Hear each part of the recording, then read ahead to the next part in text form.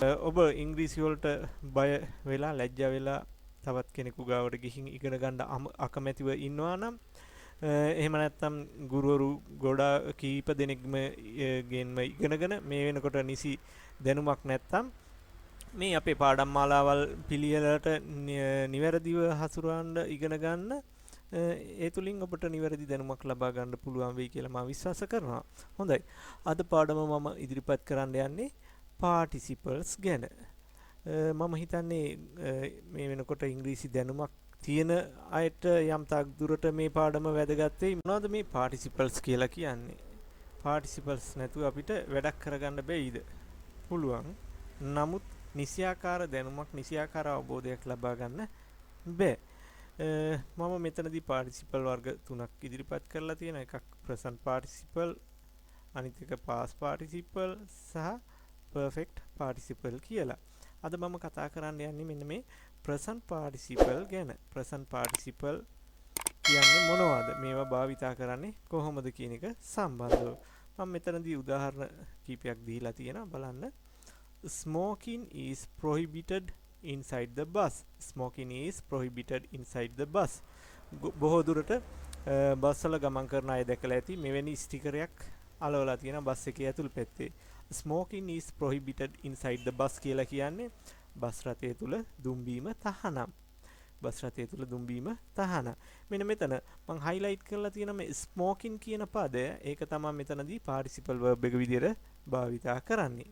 ඒ වගේම දෙවෙනි උදාහරණය ගමු අපි drinking water. මේකත් ගොඩක් දුරට බොහෝ අය දන්නවා ඇති shops වලින් වතුර අරන් බොන අය. ඒවයි ගහලා ඒ බෝතල් වල මේ විදිහට මුද්‍රණය කරලා තියෙනවා drinking water.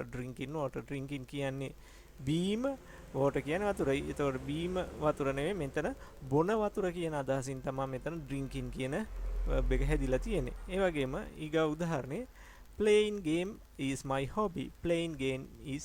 hobby. ඒතකොට මෙතන playing කියන එක තමයි participle verb එක විදිහට අරගෙන තියෙන්නේ. සෙල්ලම් කිරීම මගේ විනෝදාංශයයි. ඉතින් අද මම මෙතනදී කතා කරන්න බලාපොරොත්තු වෙන්නේ මේ වාක්‍ය ගොඩනගන ආකාරය නෙවෙයි.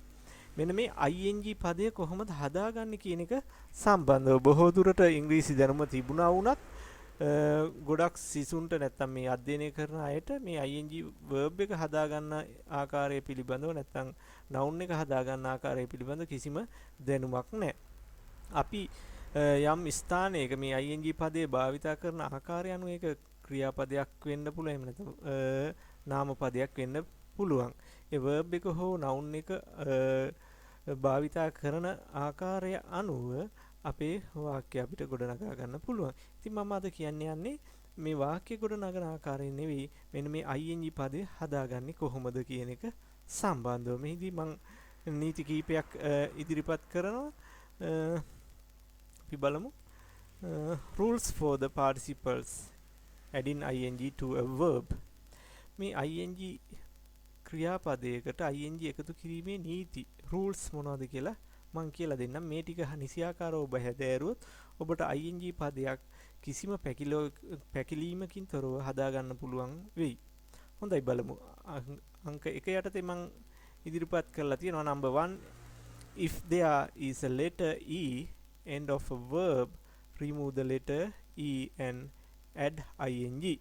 සරලව කියනවා නම් ක්‍රියාපදයක අවසාන අකුර e අකුර වෙනවා නම් එහෙම නැත්නම් ඕනෑම ක්‍රියාපදයක් e අකුරෙන් අවසන් වෙන අවස්ථාවක ඒ e අකුර අග පවතින e අකුර ඉවත් කරලා ඒකට ing එකතු කරන උදාහරණ තුලින් ඔබට තවදුරටත් තේරුම් ගන්න පුළුවන් වේවි. මම මෙතනදී දීලා තියෙනවා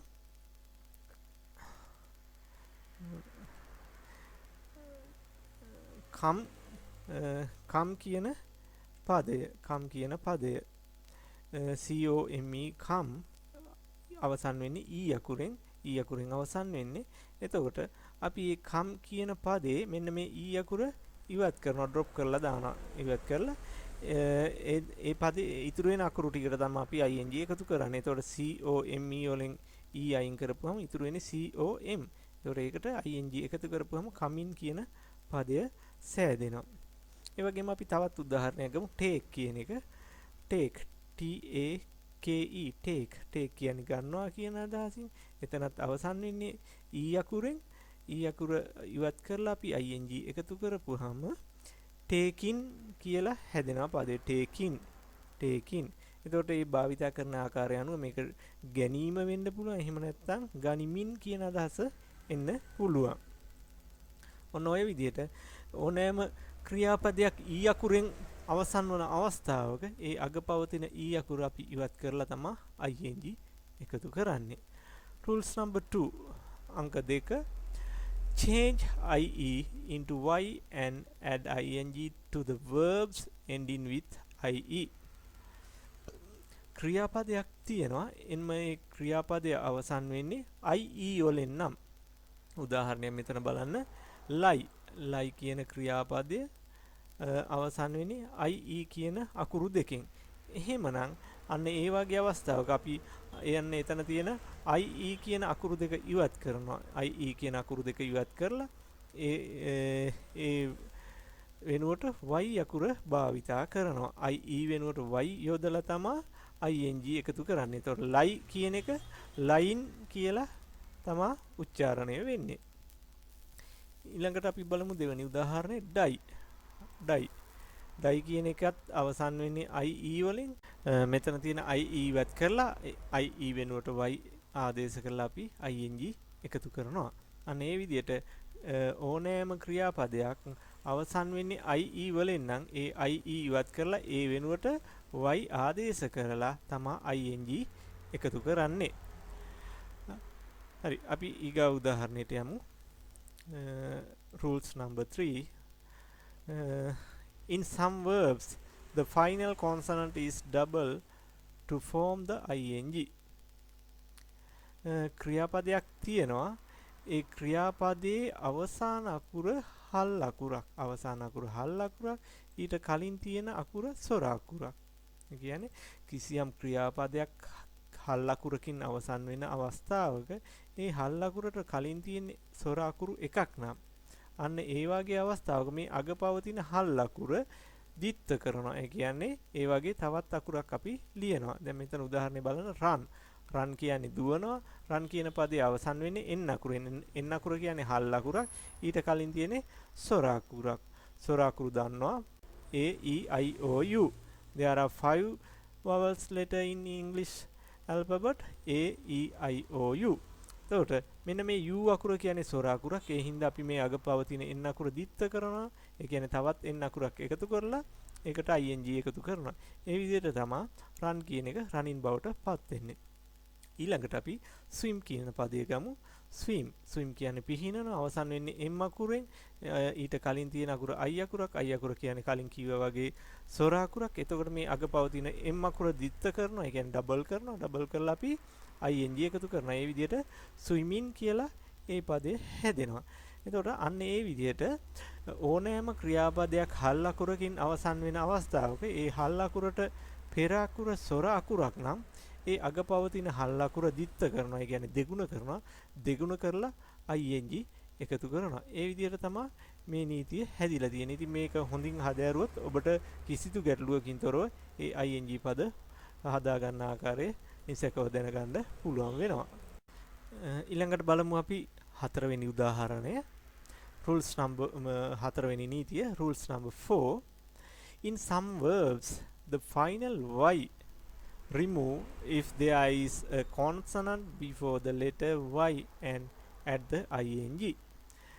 ක්‍රියාපදයක් තියෙනවා ඒ ක්‍රියාපදයේ අවසන් වෙන්නේ y අකුරෙන් අවසන් වෙන්නේ.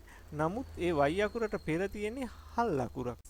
y අකුරකින් අවසන් වෙන අවස්ථාවක y අකුරට පෙර අකුර හල් අකුරක් නම් අපි මේ අගපවතින y අකුර ඉවත් කරනවා. අගපවතින y අකුර ඉවත් කරලා ing එකතු කරනවා. දැන් try කියන පදයේ උත්සාහ කරනවා. එතන y වලින් අවසන් වෙන්නේ. අපි ඒ y අකුර ඉවත් කරලා උනහම tr ඉතුරු වෙන්නේ. ඒකට ing එකතු කරනවා. try කියන එක trying බවට පත් වෙනවා. එතකොට උත්සාහ කරමින් ඉන්නවා කියන අදහස නැත්තම් මේ උත්සාහ කිරීම කියන අදහස අන්තර්ගත වෙනවා. ඒ වගේම cry කියන්නේ අඬනවා සාමාන්‍ය අර්ථය.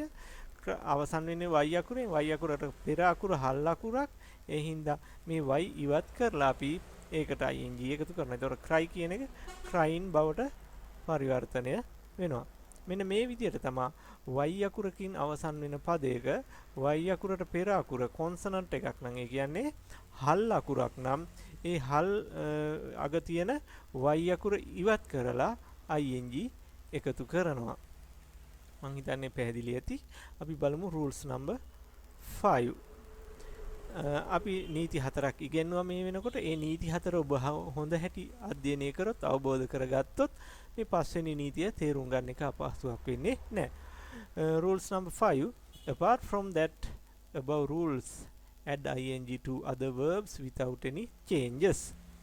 ඉහත ආකාර හතර ඇරුණාම අනික් සෑම අවස්ථාවකම ක්‍රියාපදයට කිසිදු වෙනසක් කරන්නේ නැතුව අපි ing එකතු කරනවා. මේ උදාහරණ වලින් ඔබට තව දුරටත් ඒක තේරුම් ගන්න පුළුවන් වේවි. read r e a d read read කියන පදයේ අවසන් වෙන්නේ d අකුරෙන් d අකුරට පෙර ස්වර අකුරක් නෙවෙයි ස්වර අකුරු දෙකක් තියෙනවා. ඒ හින්දා අපි අගපවතින d අකුරට කිසි දෙයක් කරන්නේ නැහැ. මම මුලින් කලින් සඳහන් කරා හල් අකුරකින් අවසන් වෙන අවස්ථාවක හල් අකුරට පෙර අකුර ස්වරයක් නම් අගපවතින හල් අකුර දිත්ත කරනවා කියලා. මෙතන ස්වර අකුරු එකකට වැඩි දෙකක් තියෙනවා a e කියලා. එතකොට අපි කිසිදු වෙනසක් කරන්නේ නැහැ. ඒ විදිහටම ing එකතු කරනවා. එතකොට read කියන එක reading බවට පරිවර්තනය වෙනවා. read කියන්නේ කියවනවා. එතකොට reading වුණාම කියවීම හෝ කියවමින් ඉන්නවා කියන අර්ථය අන්තර්ගත වෙනවා. ඒකට අපි ගමු go කියන පදය. go කියන පදයට ing සාමාන්‍ය පරිදි එකතු කරනවා කිසිදු වෙනසක් කරන්නේ නැතුව. එතකොට ඒ පදය going බවට පත් වෙනවා. ඊළඟට අපි play කියන පදය ගමු. play කියන පදයේ අවසන් වෙන්නේ y අකුරෙන්. නම් මං කලින් කිව්වා y අකුරකින් අවස්ථාන් වෙන අවස්ථාවක y අකුරට පෙර තියෙන හල් අකුරක් නම් අග පවතින y අකුර ඉවත් කරනවා කියලා. නමුත් මෙතන y අකුරට පෙර අකුර හල් අකුරක් නෙවෙයි ස්වර අකුරක්. ඒ කියන්නේ ස්වර අකුරක්. කලින් මං සඳහන් කරා වාගේ ස්වර අකුරු 5යි a e i o u. එතකොට ඒ කියන අකුර ස්වර අකුරක් හින්දා මෙතන y අකුරට කිසිදු වෙනසක් කරන්නේ නැහැ අපි. ඒ නිසා ඒකත් සාමාන්‍ය නීතිය ගණනයට වැටෙනවා. ඒ නිසා play කියන එකට කෙලින්ම ing එකතු කරලා playing බවට හදා ගන්නවා. මේ විදිහට මීට පෙර සඳහන් කරන ලද නීති හතර ඔබ හරියාකාරව පුරුදු වුණොත් අවබෝධයට මනසට ගත්තොත් ඔබට පස්වෙනි එක කිසිදු හුරු වීමක් අවශ්‍ය වෙන්නේ නැහැ. සාමාන්‍ය විදිහට කිසිම වෙනසක් කරන්නේ නැතුව ක්‍රියාපදයට ing එකතු කරගන්න විතරමයි තියෙන්නේ. ඉතින් මම පහලින් අභ්‍යාසයක් දීලා තියෙනවා ඒගොල්ලොන්ට. adding ing to the verbs correctly.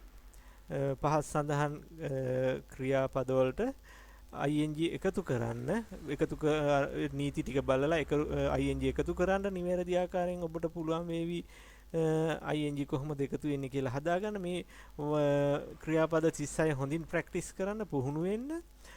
පුහුණු වෙලා ඔබගේ යම් ගැටලුවක් තියෙනවා නම් පහතින් අපිට කමෙන්ට් කරන්න. මොන හරි ප්‍රශ්නයක් තියෙනවා නම් ඒ විසඳලා දෙන්න සූදානම්. එහෙනම් හොඳයි අද දවසින් අපි මේ පාඩම නතර කරනවා. Enjoy yourself. Thank you for watching.